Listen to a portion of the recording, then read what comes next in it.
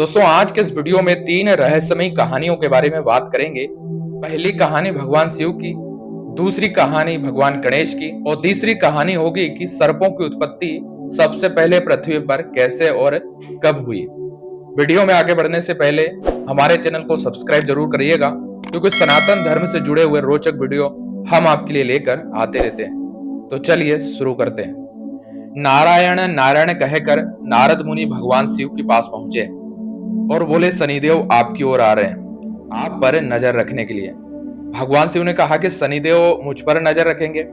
मैं ऐसी जगह जाकर छुपूंगा जहां शनिदेव मुझे ढूंढ भी ना पाएंगे। 7.5 साल तक भगवान शिव गंगा की गहराई में जाकर बैठ गए। एकाग्रता की अवस्था में 7.5 वर्ष बीत गए और भगवान शिव बाहर आ गए। वह शनिदेव के पास गए और बोले, मैं ऐसी जगह जाकर छिपा जहां तुम मुझे ढूंढ भी ना पाए। शनिदेव मुस्कुराए और हाथ जोड़कर बोले, हे प्रभु, इतनी ठंड के मौसम में आप 7.5 साल तक सांस रोककर पानी के नीचे बैठे रहे। वह आपके 7.5 वर्ष बड़े अत्यंत ही दुर्भाग्य के थे, क्योंकि 7.5 का प्रकोप वहीं पर था। अब जैसे ही भगवान शिव ये बात सुनते हैं, उनके मुंह से निकलता है, उफ। तो ये एक ऐसी कहानी है जहां आप ये समझते हैं कि शनिदेव की दृष्टि से भगवान भी बच नहीं सकते। सभी को शक्तियां दी गई हैं और जिनके पास ये विशिष्ट शक्तियां होती हैं, वो सब अपनी अपनी शक्तियों में महारत हासिल करते हैं और हर कोई एक दूसरे की शक्तियों और प्रभाव का सम्मान करते हैं। तो मैंने आपको जो कहानी बताई उसमें शनिदेव के साथ भगवान शिव थे। अब जो कहानी मैं आपको सुनाने वाला हूँ वो भगवान शिव की कम और भगवान गणेश की अधिक है। तो बचपन में गणेश जी और कार्तिक आपस में लड़े। वे दोनों छोटे थे और उनकी लड़ाई जारी थी।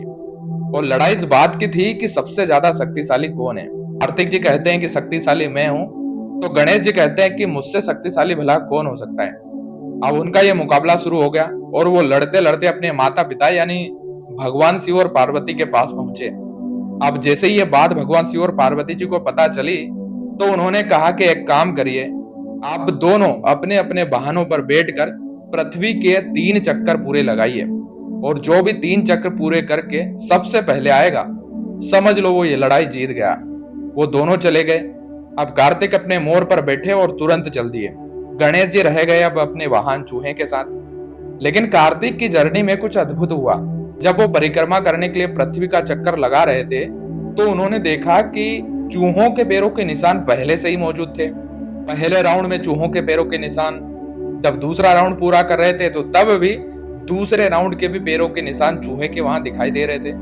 कार्तिक को चिंता हुई कि रास्ते में कहीं भी भगवान गणेश दिखाई नहीं दे रहे हैं और भला मुझसे पहले चूहे के साथ वो इस यात्रा को कैसे पूरे कर सकते हैं। जब कार्तिक वापस भगवान शिव और पार्वती के पास पहुंचे 3 परिक्रमा पूरी करके, तो उन्होंने देखा कि गणेश जी पहले ही वहां पर बैठे हुए।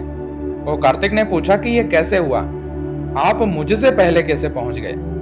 गणेश जी जो कि बुद्धि के देवता थे, उन्होंने बताया कि उनके पास भगवान शिव और पार्वती जी थे और उन्होंने इन्हीं की 3 परिक्रमा पूरी कर ली।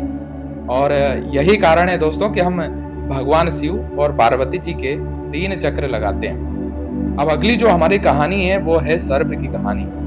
हमने बहुत सारे सर्प देखे हैं, लेकिन सांप कहां से आए इसके पीछे भी पुराणों में एक कहानी है। और वो कहानी है ऋषि कश्यप की। ऋषि कश्यप की 2 पत्नियां थी।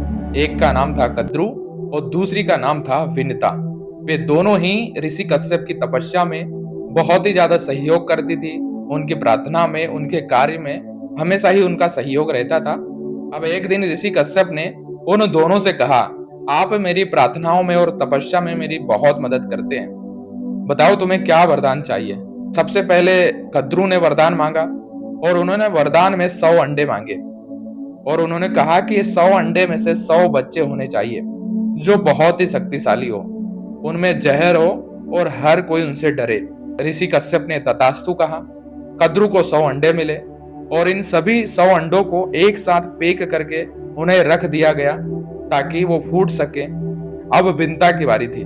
विंता ने कहा कि बच्चे भले मेरे कम हो, लेकिन कद्रू के बच्चों से ज्यादा शक्तिशाली हो। ऋषि कश्यप ने कहा तथास्तु। उसे 2 बड़े अंडे मिले। वो दोनों बड़े अंडे भूनने के लिए रख देती हैं ताकि वो भी समय आने पर फूट सके और उनमें से बच्चे निकल सके।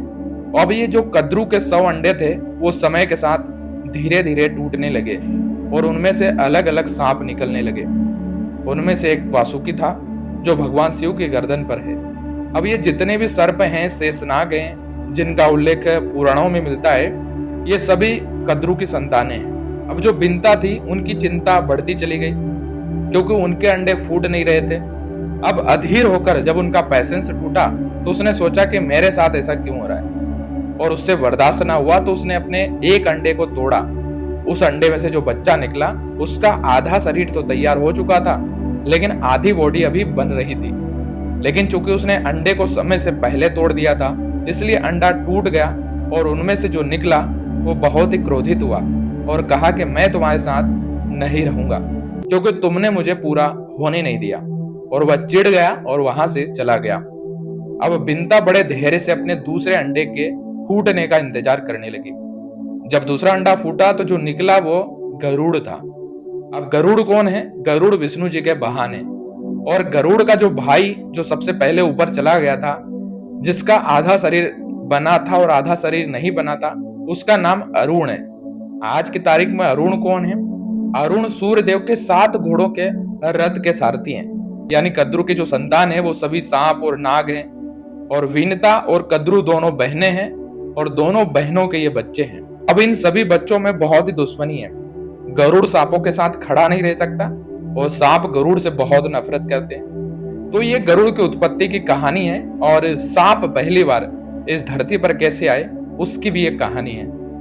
उम्मीद करते हैं ये वीडियो आपको बहुत पसंद आया होगा। यदि वीडियो पसंद आया हो तो चैनल को सब्सक्राइब जरूर करिएगा, वीडियो को लाइक करिएगा और आप यदि इस विषय में कुछ जानते हैं तो आप कमेंट बॉक्स में जरूर शेयर करिएगा।